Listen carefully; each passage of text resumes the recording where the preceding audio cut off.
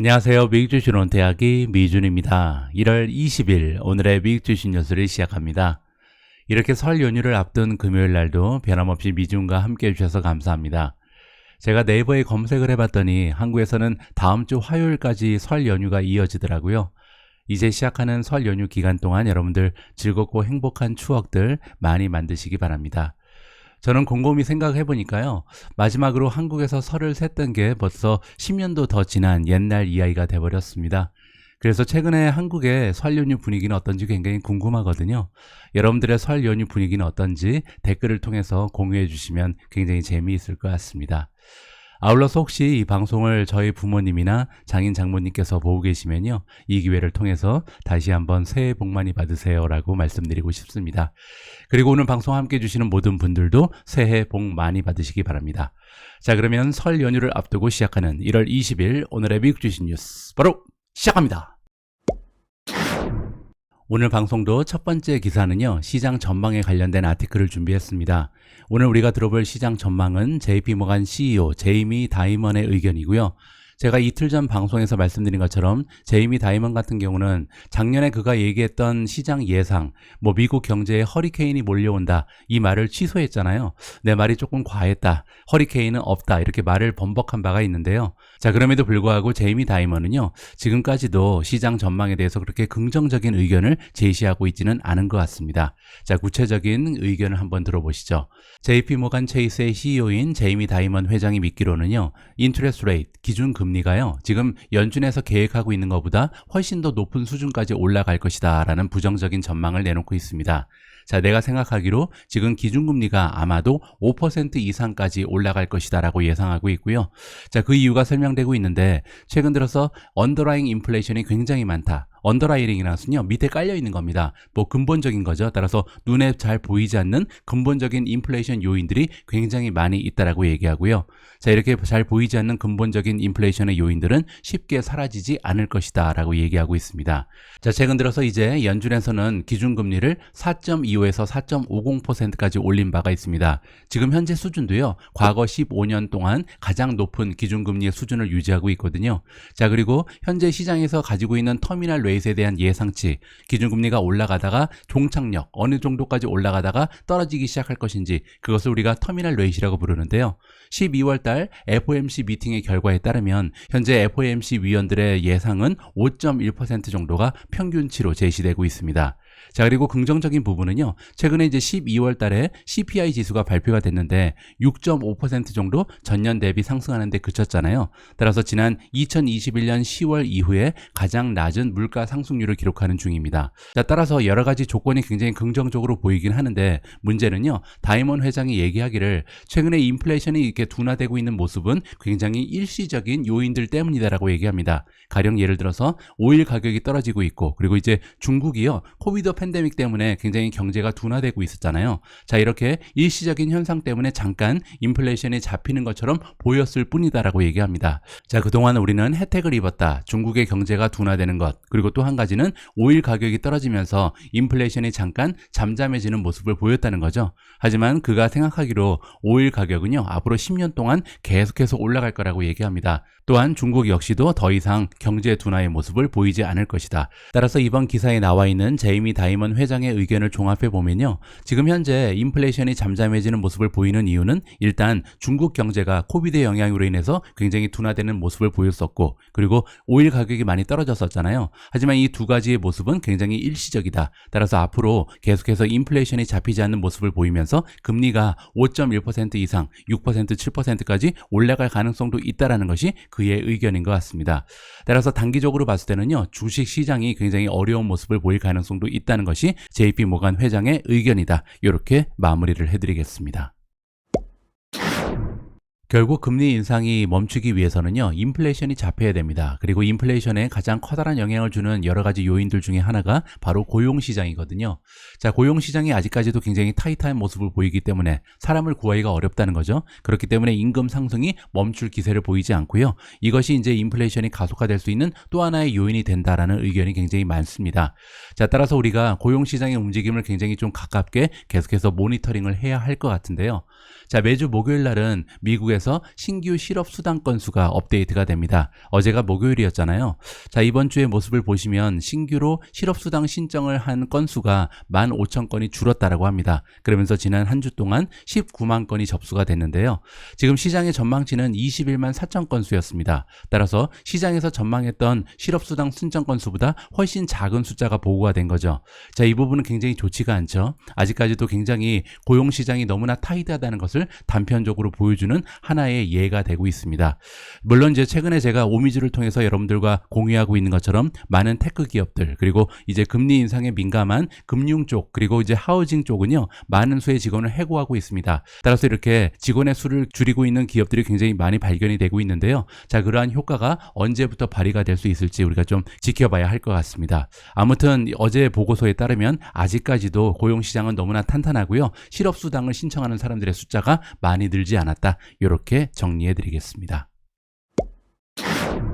다음으로 준비된 기사는 반도체 산업에 대한 전망이고요. 자, 이번에 우리가 들어볼 반도체 산업의 전망은 키뱅크라는 투자기관에서 알려주고 있습니다.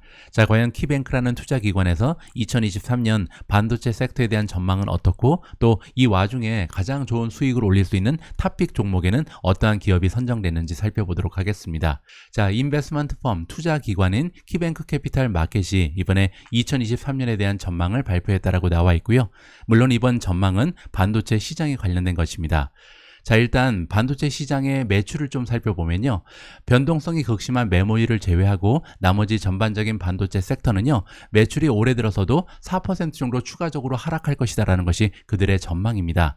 자, 하지만 고무적인 부분은 뭐냐면요. 이렇게 매출이 4% 정도 추가적으로 하락하겠지만 대부분의 급격한 하락은 전반기에 이루어질 것이다. 1월부터 6월 사이에 그렇다는 거죠. 그리고 나서 하반기가 되면요. 반도체 섹터가 드디어 회복한다. 반등을 보일 수 있을 것이라는 것이 그들의 의견입니다. 자, 만약에 2023년 하반기부터 반도체 섹터의 매출이 상승 추세를 보일 수 있다면요.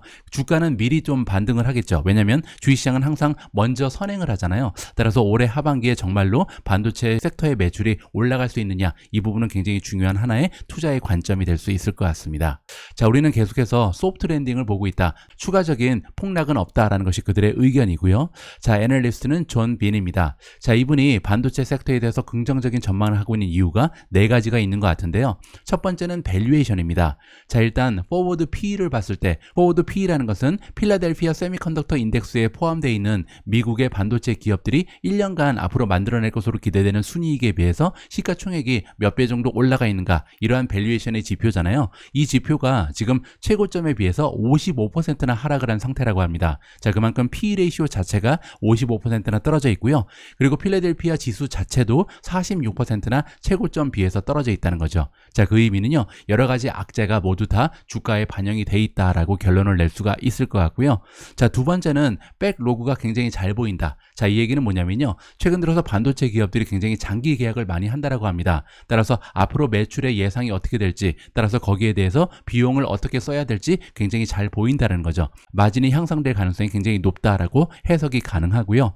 자, 세 번째로 많은 반도체 기업들이 프라이스 레버리지를 쓴다. 자, 그 얘기는 뭐냐면 올해 들어서 많은 기업들이 반도체 가격을 상승시킬 가능성이 높다라고 전망이 되고 있습니다. 자, 마지막은요. 세큘러 그로스 드라이버가 나오는데 우리가 많이 들어본 구조적인 성장입니다. 자, 구조적인 성장 동력이 많이 보인다는 거죠. 뭐 예를 들어서 인터넷 오브 띵스, 사물 인터넷이죠. 전기차, 그리고 자율주행, 클라우드, 데이터 센터, 머신러닝, 그리고 인공지능이 등장하고 있는데요. 자, 이렇게 다양한 4차 산업혁명들의 테크놀로지들이 급격하게 성장을 보이면서 많은 지원을 해줄 수가 있다는 것이 그의 의견입니다. 자, 그리고 컨슈머 페이싱 마켓을 보면, 따라서 소비자들의 마켓을 보면요. 아직까지 PC라든지 스마트폰, 이런 쪽은 올해 들어서도 굉장히 좋지 않아 보인다는 거죠. 하지만 이러한 시장의 하락 추세는요. 어느 정도 상쇄가 될 것이다. 클라우드 데이터 센터라든지 자동차 시장 쪽의 수요가 급등하면서 상쇄될 가능성이 높다는 것이 그의 의견입니다. 따라서 2023년 하반기부터 반도체 시장의 매출은 다시 반등할 가능성이 높고요. 그렇게 되면 올해 전반기부터 반도체 섹터의 전반적인 반등을 우리가 기대해 볼 수 있다는 거죠. 자, 그리고 밑에 보시면요. 가장 좋아 보이는 종목을 추천해 주고 있는데요. 키뱅크의 의견에 따르면 현재 가장 좋은 주가의 상승을 보일 수 있는 종목은 AMD, KLA, MKS 인스트루먼트, 엔비디아, 그리고 퀄컴이 올해 들어서 가장 좋은 탑픽이다. 이렇게 추천을 하고 있습니다. 자, 이번에도 반도체 관련된 뉴스를 준비했습니다. 자, 이번에는 퀄컴 CEO가 등장을 하고요. 자, 퀄컴의 CEO의 의견에 따르면 반도체 산업이 다시 성장을 재개할 것이다. 자, 그리고 앞으로 10년 내에 반도체 생산이 2배 이상 늘을 것이다 라는 긍정적인 전망을 제시하고 있습니다. 한번 들어보시죠. 퀄컴의 CEO 크리스티아노 에이먼이 얘기하기를요. 지금 현재 테크 산업 쪽은요. 굉장히 흥미롭고 신나는 시점에 도래를 했다. 따라서 앞으로 좋다는 거죠. 자, 무슨 얘기냐면요. 경제가 서플라이 체인 문제에서 빠져나가고 있다고 얘기합니다. 과거 2년 동안 글로벌 경제는요, 이 공급망의 문제 때문에 굉장히 많은 어려움을 겪었었는데 이제는 그 문제가 조금씩 해결이 되고 있다라는 것이 그의 의견이고요. 자, 이번에 CNBC와 있었던 인터뷰 내용에서 에이먼이라는 퀄컴의 CEO가 예상을 하기를 앞으로 반도체는요, 10년 내에 그 생산을 2배 이상 늘려야 할 것이다라고 얘기합니다. 자, 그 이유는 뭐냐면요, 모든 산업에서 지금 디지털 트랜스포메이션이 일어나고 있다. 이 얘기는 이제 디지털 혁명이라고 우리가 부르는 거죠. 따라서 모든 산업이 디지털 쪽으로 움직이면서 반도체의 수요가 2배 이상 급등할 것이다 라는 것이 그의 의견입니다.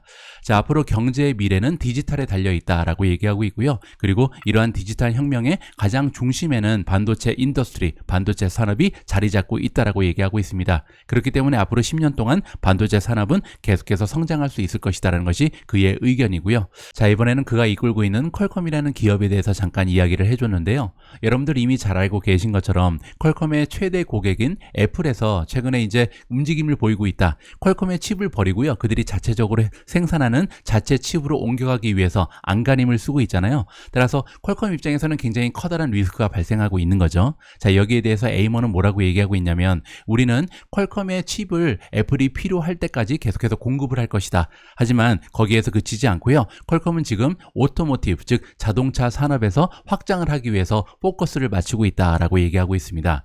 자, 앞으로 한 2년 정도 후에는 이제 애플이 자체 칩으로 옮겨갈 가능성이 굉장히 높은데요. 그 전까지 퀄컴이 어느 정도 자동차 산업에서 존재감을 높일 수 있을지 이 부분이 퀄컴 투자의 핵심이 되지 않을까 개인적으로 판단을 하고 있습니다.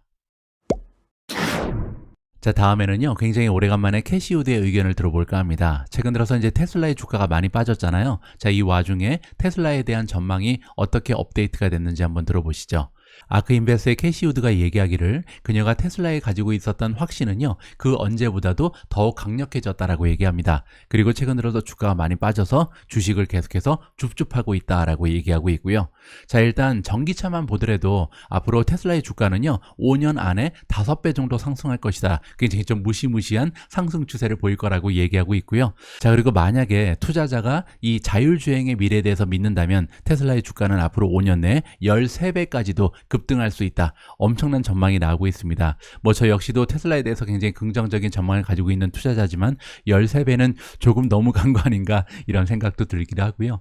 자, 그리고 테슬라가 최근 들어서 가격 인하를 굉장히 급격하게 시행을 했잖아요. 여기에 대한 캐시우드의 의견을 좀 들어볼까 합니다. 자, 테슬라는 최근에 전기차의 가격을 굉장히 큰 폭으로 인하했다. 먼저 중국에서 그렇게 했고요. 그리고 나서 1월 13일 날 미국, 유럽 쪽의 가격도 추가적으로 인하한 바가 있습니다. 뭐 20% 넘게 굉장히 급격하게 가격을 인하해 버렸죠. 자, 여기에 대해서 캐시우드가 얘기하기를 이렇게 공격적으로 가격을 인하하는 것은요, 테슬라라는 기업의 경쟁력을 유지하는데 굉장히 큰 도움이 될 수 있다라고 긍정적으로 이야기를 해주고 있습니다.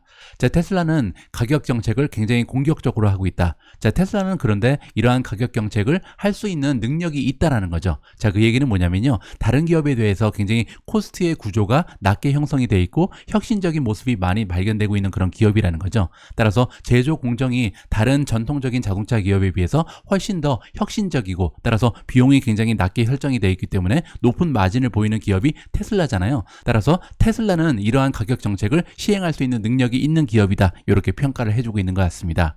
자, 하지만 다른 기업도 테슬라랑 경쟁을 하기 위해서는 가격을 인하해야 할 텐데 문제는 그렇게 하기에는 그들의 마진이 충분하지 않다라는 거죠. 따라서 앞으로 이렇게 계속해서 가격 인하를 하는 치킨 게임이 전개가 된다면요, 오히려 테슬라에 도움이 될 수 있는 상황이 발생할 것이다 라는 것이 캐시우드의 이야기입니다.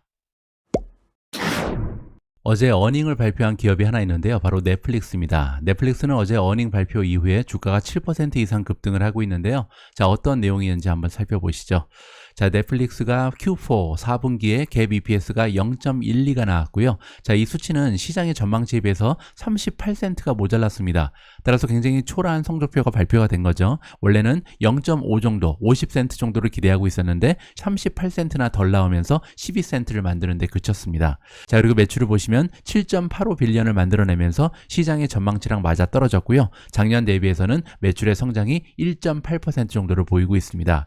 자, 그리고 오퍼레이팅 마진을 보시면요. 4분기에 7% 정도의 마진을 보였는데 작년에는 8%였거든요. 따라서 마진도 전년도에 비해서 떨어졌죠. 자, 그리고 2023년 1분기에 대한 전망을 보시면 레비뉴, 매출이 4% 정도 성장하는 데 그칠 것이다. 자, 물론 이제 환율의 영향을 제외하고 나면 8% 정도 성장하는 셈이긴 합니다. 하지만 환율의 영향으로 인해서 매출은 4% 정도 성장하는 데 그칠 것이다라는 것이 1분기에 대한 전망입니다.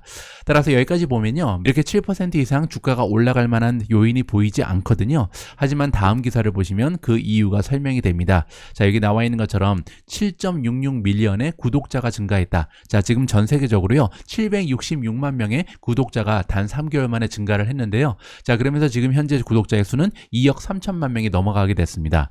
자, 그런데 넷플릭스가 자체적으로 가지고 있었던 전망치는 뭐였냐면 450만 명 정도 구독자를 늘릴 수 있을 것이다 라는 것이 그들의 자체적인 전망이었고요. 월가의 전문가들은 이거보다도 낮은 410만 명 정도를 기대하고 있었거든요. 따라서 월가에서는 410만 명 정도 구독자가 올라갈 것으로 기대하고 있었는데 갑자기 766만 명이나 구독자의 수가 급증하면서 넷플릭스의 주가가 탄력을 받고 있다. 이렇게 설명이 가능할 것 같습니다. 오늘 마지막으로 준비된 기사에는 애플이 등장합니다. 애플이 출시를 앞두고 있는 혼합현실 헤드셋 그리고 증강현실 안경에 대한 업데이트 소식입니다. 애플 주주 입장에서는 굉장히 중요한 주제가 담겨있는 기사라고 할 수 있죠. 애플이 예전에 가지고 있었던 계획에 따르면 원래 혼합현실의 헤드셋은요 가격이 $3,000 정도로 책정될 것으로 알려져 있었습니다. 자, 하지만 애플의 엔지니어들이 이미 조금 더 저렴한 버전의 헤드셋을 만들기 위해서 노력하고 있다. 이러한 기사가 인포메이션 그리고 블룸버그를 통해서 보도가 되고 있는 것 같고요. 자, 이번 기사에서는 애플이 어떠한 방식으로 $3,000에 책정되어 있던 혼합현실 헤드셋의 가격을 인하하는지까지 구체적으로 설명이 되어 있습니다. 자, 원래는요 이 맥 컴퓨터에 들어가는 최첨단 반도체를 이용할 것으로 알려져 있었는데 그 계획을 버리고 아이폰에 들어가는 반도체 칩을 사용하면서 가격을 인하할 것이다 라고 구체적인 계획이 설명되어 있고요. 자, 그리고 그 이유가 설명되어 있는데 물론 이제 메타 플랫폼즈도 VR 헤드셋을 작년에 출시를 했잖아요. 그리고 그 가격이 $1,500 정도가 됐습니다.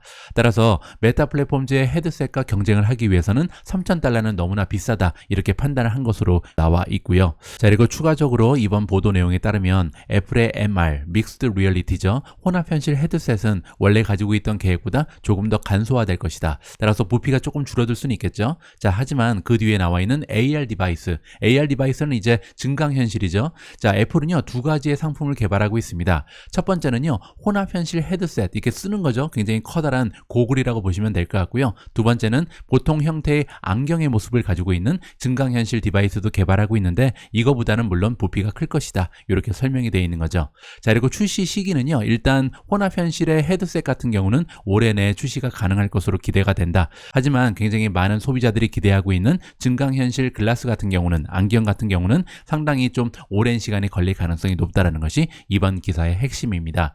저는 개인적으로요. 이번에 좀 무한 연기가 된 증강현실 안경이 상당히 중요한 의미가 있다고 생각을 합니다.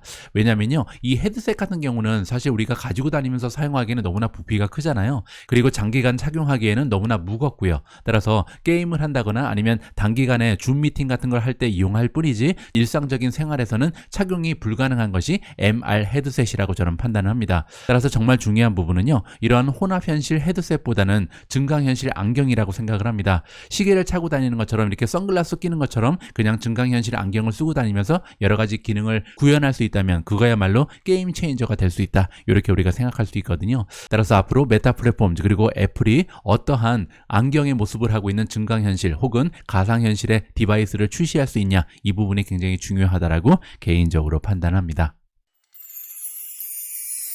1월 20일 보내드린 오늘의 미국 주식 뉴스는 여기까지입니다. 여러분들 이제 시작하는 설 연휴 즐겁고 보람되게 보내시길 바라고요. 여러분들 참고로 제가 매주 주말 제 와이프랑 함께 보내드리는 브이로그는요, 이번 주부터 미주원 채널을 통해서 공유되지 않습니다. 여러분들 혹시 저희가 보내드리는 브이로그에 관심이 있으시면요, 행복한 노마드 패밀리의 영국 일기라는 채널로 가셔서 시청하실 수 있음을 다시 한번 말씀드립니다. 행복한 노마드 패밀리의 영국 일기도 많은 분들께서 꼭 구독해 주셨으면 합니다. 자, 그러면 저는요, 다음 주 월요일 오늘의 미국 주식 뉴스로 다시 인사드리겠습니다. 우리 모두가 미국 주식 투자로 은퇴하는 그날까지 다 함께 화이팅입니다. 행복한 하루 되세요. 감사합니다.